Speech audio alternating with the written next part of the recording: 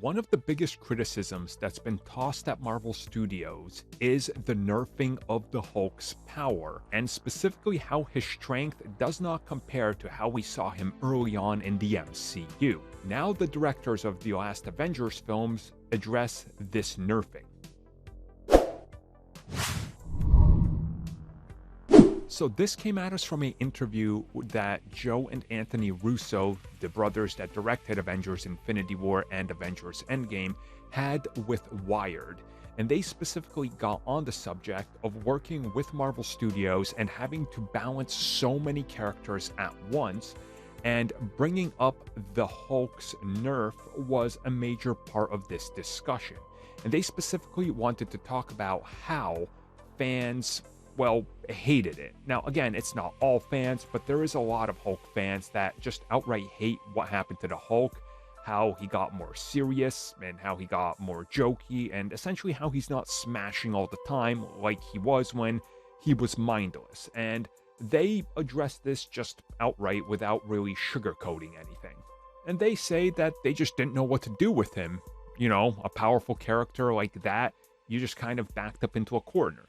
Now, again, if you guys go back to Civil War, the movie and the comic, this same thing was done.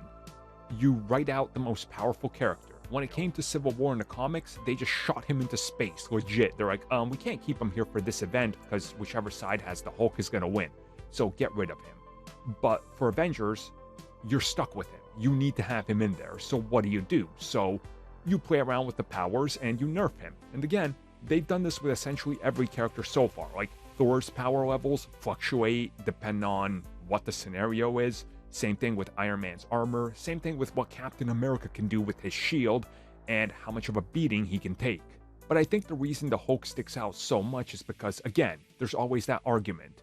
Who can the Hulk beat? Well, everybody unless you toss him into the sun. So there you go. And then they just talk a little bit about other powerful characters whose powers also fluctuate depending on what they're doing. They bring up Wanda and Captain Marvel, and they point out, their entrances in their films.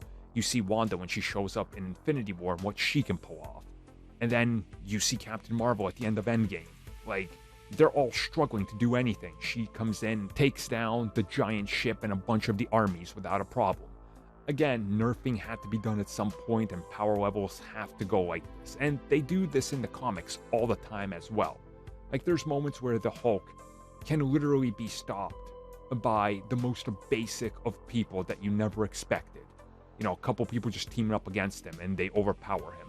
Then the next time you see him, he's literally fighting somebody like Sentry and he's holding his own. So, I guess they just kind of kept up with the comics. Just nerf when you need to for the sake of the story and the end result.